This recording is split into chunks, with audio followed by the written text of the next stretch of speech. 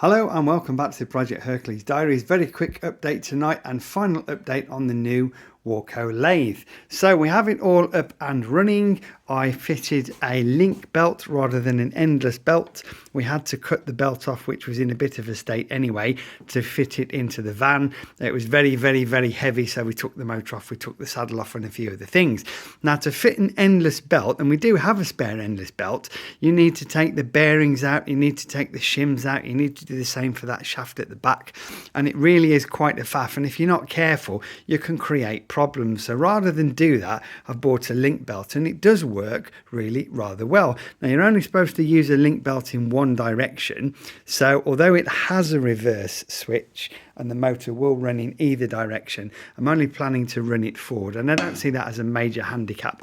Most of the other lathes only run in the forward direction.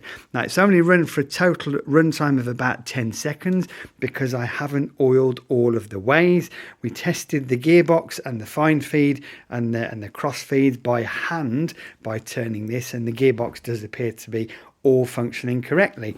Just as a very quick demonstration, it does work, but I'm not going to run it much longer than that because, as I say, I want to oil all the ways. A couple of minor issues. There's a suds pump at the back which comes out here. It doesn't work. That might be something to do with the starting capacitor, which is also why the reverse gear doesn't work, and I'll show you that round the back of the lathe here. Now, in case you're wondering, I've waited about 15 minutes because capacitors can give you a belt, so I don't want to get a shock off them. They're 150 microfarads, they're 125 volts AC. They're wired in parallel. When you start the motor in the forward direction, everything's fine. When you start the motor in the reverse direction, this one gets really quite hot to the touch and smoke starts to pour out. So I think it's just a blow, and it's probably 40 years old.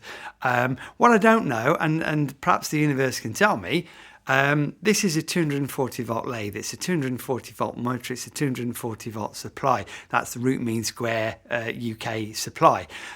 Single phase. Now, these two capacitors at 125 volts AC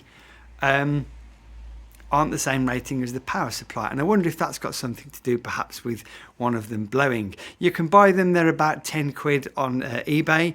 Most of the sellers are away this week, must be a national holiday in China or something, but I've ordered a couple and I will replace them. But I am wondering, would I be better off with a 250 volt 150 microfarad AC capacitor instead of a 125? Now, I have had this off for some time, but you can see there, if I can get that to focus, 150 microfarad, 125 volts AC, and I think perhaps 250 volts AC would be a better one to fit. They go into a little cover there. The cover is, there's the back of the cover there, so you can see there's the little electric hazard symbol. I'm not going to leave them like this, obviously, because electrical safety is quite important, and there's an extra earth connection here, and at some point I might see if I can fit a common earth bar for most of the machines in the shed. So there we go. The Warco is fully operational. To answer Pete's question, good friend of mine Peter, hello Pete, it came with a faceplate, a 3-jaw, a 4-jaw, a travelling steady and a fixed steady. I don't know if the main thread on the lathe spindle is the same as the South Bend, but if it is, that's great because I can use the collet chucks from the South Bend as well. Haven't checked that out yet, but it is quite a nice size spindle bore, and that's one of the things that I do like, because if the Myford has an Achilles heel, it is the fact that the spindle bore is very small. So that's the last update on the Warco. Unless I'm actually making something on it, it will be normal service as usual very soon, and we'll have some proper updates about the bike and the engine. As usual, thank you for watching. More updates will follow.